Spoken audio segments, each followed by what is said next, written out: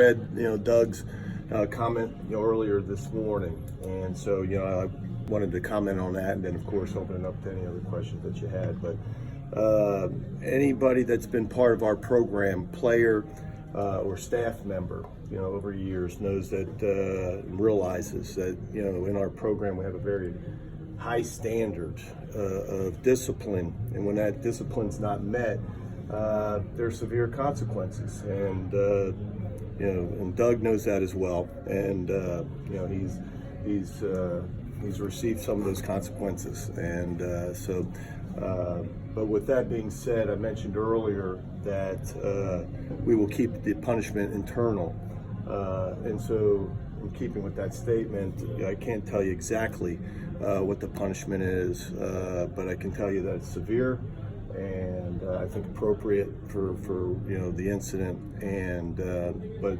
it will not have to do with missed games. So he will pitch opening weekend.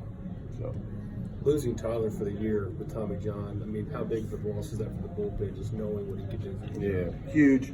And from the beginning, we talked about what he looked like this fall. And he was a big part last year, and a lot of times those junior college kids, like freshmen, in their second year, perform better, and we were hopeful that was going to happen. So I think that's it's a significant blow.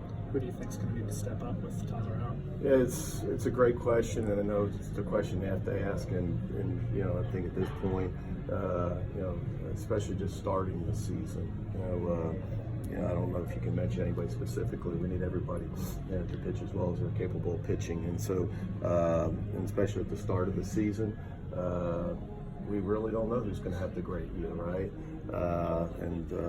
But I'm confident, and I think that the players are confident that we have enough depth that there'll be people that can fill that role. It certainly has to help though for Greer to be back and to have that experience, just to absorb this a little bit. Sure, and don't want to put it all on Greer, but you're exactly right. I mean, if you had to start mentioning names, I mean, he's a guy that had a really good fall. He's pitched really well since getting back. He was awesome last weekend. And so, another guy that I don't want to say you didn't count on, but another guy that's emerged, and certainly going to be a guy that, and I'm not just in the pen, possibly, as a starter, we're just going to have to see. We're trying to up his pitch count. So going into the first, week or two, where we play 5 games in the first 6 days, that we can maybe use him in some different roles. You guys are a little. Go ahead. Speaking of Greer, I mean, is there anything that you saw kind of click with him in this offseason, or anything changed just going into the year? I think more confident. The stuff is really good. He looks very similar to he did his freshman and sophomore year, and that happens sometimes. And but nothing. There's no secret sauce, or hey, we did this mechanically to him. I mean. But he's also been elected team captain by his teammates, which is I think a neat recognition, and shows you what kind of player, what kind of teammate he is. You guys are a little righty heavy. Do you envision LaFleur pitching this year? Not really. Okay. Got the 3 left-handers that I think, obviously Doug and Kimbrel and Burton. The 2 freshmen have pitched very well, especially Burton.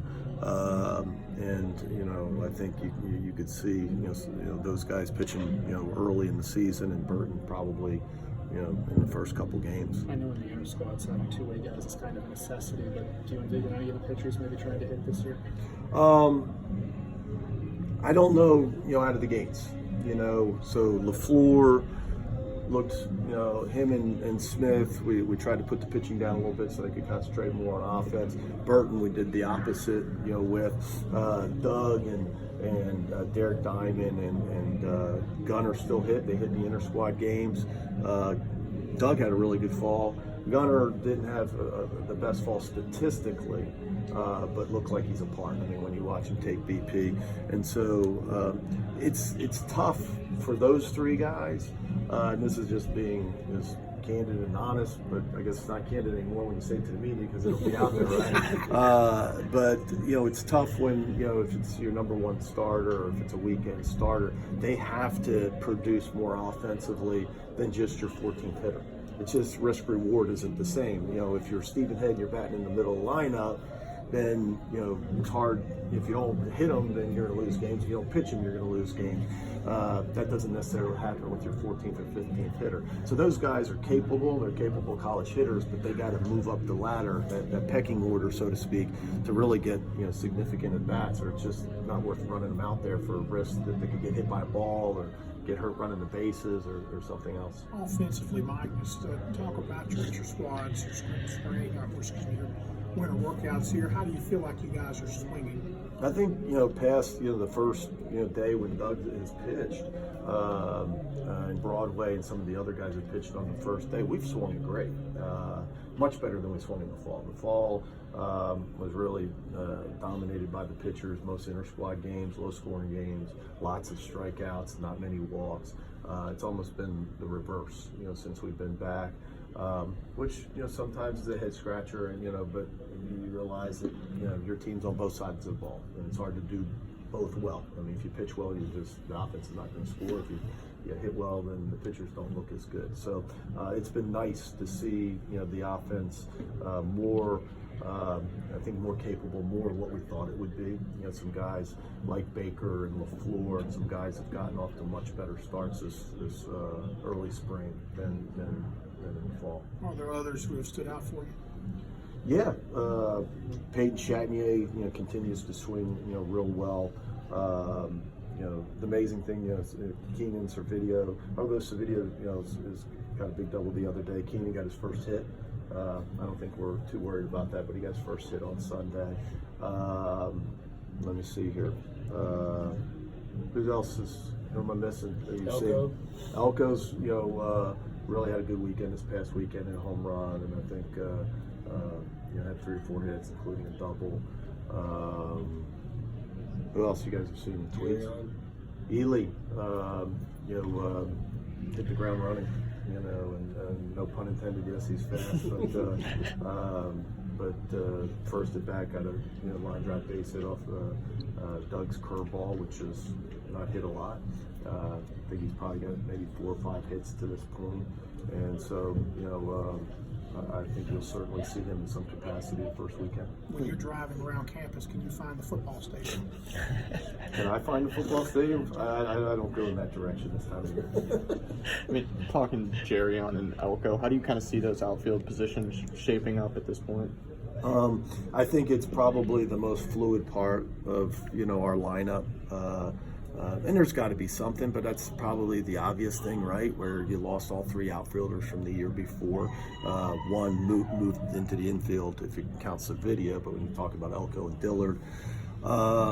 And 2 of the guys like Plumlee and Ely that, I think, could be, pieces, just showed up, 2 weekends ago. So, I think it's still a work in progress, but Cade Sammons has played. Cade Sammons has played real well. Had a really good fall as a freshman. We're not as a freshman as anybody, and has swung it well since we've gotten back. Good, I think an elite defender. Leatherwood, who's didn't have the best fall, junior college kid, had a big weekend with a monster home run and another double. So again, I think that's probably out of the gates. You'll probably see more movement in the lineup, in the outfield, and maybe a little bit at first base because I think Elko's kind of the swing guy that can do a lot of different things. Now that Cale has really, I don't want to say emerged, but looks more like the kid that we thought he would. I think certainly he's going to have some at-bats the first weekend. As far as freshman catchers go, just how far along is Dunhurst compared to some of the other guys that have come in here?